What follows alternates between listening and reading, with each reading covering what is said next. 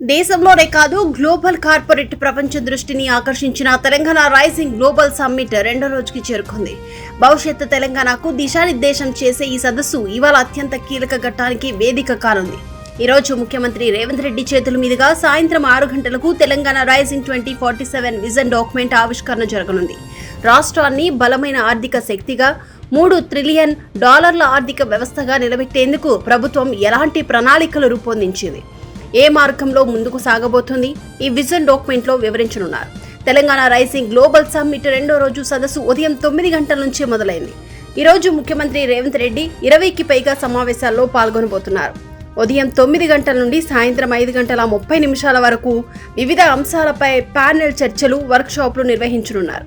కాలుష్య నివారణ, పర్యావరణ పరిరక్షణ, మూసీ నది పునరుజ్జీవనం, మౌలిక సదుపాయాల కల్పన, స్వదేశీ విదేశీ పెట్టుబడుల ఆకర్షణ, పరిశోధన, అభివృద్ధి రంగాల్లో భాగస్వామ్యులు, ముఖ్యంగా $3 ట్రిలియన్ ఆర్థిక వృద్ధిని సాధించేందుకు చేపట్టాల్సిన కార్యాచరణ ప్రణాళిక వంటి అత్యంత కీలకమైన అంశాలపై ఈరోజు దిగ్గజ పారిశ్రామికవేత్తలు, నిపుణులతో చర్చలు జరుగుతాయి.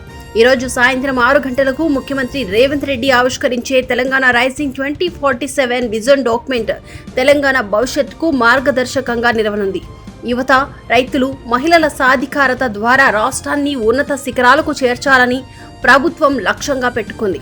అలాగే ఈ రోజు రాష్ట్రంలోని అన్ని కలెక్టరేట్లో తెలంగాణ తల్లి విగ్రహాల ఆవిష్కరణ కార్యక్రమం కూడా జరగనుంది. సాయంత్రం ముఖ్యమంత్రి రేవంత్ రెడ్డి ప్రముఖ పారిశ్రామికవేత్త మహీంద్ర ఆనంద్తో భేటీ కానున్నారు. గ్రామీణ రంగాల్లో పెట్టుబడుల ఆకర్షణపై వీరిద్దరూ చర్చించనున్నారు. ఈ గ్లోబల్ సమ్మిట్ తొలి రోజు అద్భుతమైన ఆరంభాన్ని ఇచ్చింది. రాష్ట్ర గవర్నర్ జిష్ణుదేవ్ వర్మ, కేంద్ర మంత్రి కిషన్ రెడ్డితో సహా ప్రపంచ నలుమూలల నుంచి వచ్చిన ప్రముఖులు, ప్రతినిధులు, పారిశ్రామికవేత్తలు ఈ ప్రారంభోత్సవంలో పాల్గొన్నారు. తెలంగాణ రైజింగ్ గ్లోబల్ సమ్మిట్ తొలి రోజు సదస్సులో రాష్ట్ర ముఖ్యమంత్రి రేవంత్ రెడ్డి తెలంగాణ భవిష్యత్తు కోసం నిర్దేశించిన లక్ష్యాలను, తన దృఢ సంకల్పాన్ని సవివరంగా ఆవిష్కరించారు. ముఖ్యంగా తొలి రోజు విద్యుత్ శాఖలో ఒకే రోజు 2 లక్షల కోట్ల పెట్టుబడులకు ఎంఓయూలు కుదరడం ఈ సమ్మిట్ స్థాయిని, దాని లక్ష్యాలను ప్రపంచానికి చాటింది. ఇందులో పంప్డ్ స్టోరేజ్ ప్రాజెక్టులో భారీ పెట్టుబడులు పెట్టేందుకు కంపెనీలు ముందుకొచ్చాయి. అదేవిధంగా రిలయన్స్ అధినేత ముఖేష్ అంబానీ నేతృత్వంలోని వంతారా బృందం ఫ్యూచర్ సిటీలో జూ పార్క్ ఏర్పాట్ల కోసం రాష్ట్ర ప్రభుత్వంతో కీలకమైన ఎంఓయూ కుదుర్చుకుంది. గుజరాత్లోని వంతారాలో ఉన్న తరహా అత్యాధునిక సౌకర్యాలన్నీ ఈ ఫ్యూచర్ సిటీ జూ పార్క్ లో ఉండనున్నాయి. అలాగే మై హోమ్ పవర్ సంస్థ కూడా 7,000 కోట్ల పెట్టుబడులు పెట్టేందుకు ఒప్పందం చేసుకుంది. ఈ పెట్టుబడి ద్వారా దాదాపు 12,500 మందికి ఉపాధి అవకాశాలు లభించనున్నాయి. ఈ మేరకు తొలి రోజు తెలంగాణ రైజింగ్ గ్లోబల్ సమ్మిట్ రాష్ట్రానికి భారీగా పెట్టుబడులను ఆకర్షించడంలో విజయం సాధించింది. రెండో రోజు కూడా అదే జోష్లో తెలంగాణ రైజింగ్ గ్లోబల్ సమ్మిట్ జరగనుంది. గ్లోబల్ సమ్మిట్ అద్భుతమైన కార్యక్రమంతో ముగుస్తుంది.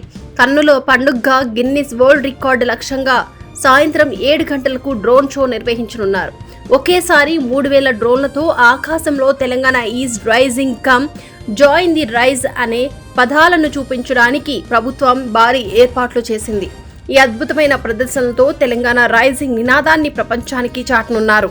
భారత ఫ్యూచర్ సిటీలో జరుగుతున్న ఈ సదస్సు హైదరాబాద్ భవిష్యత్తును, రాష్ట్ర భవిష్యత్తును అద్భుతమైన మార్గంలోకి తీసుకువెళ్తుంది అనడంలో సందేహం లేదు.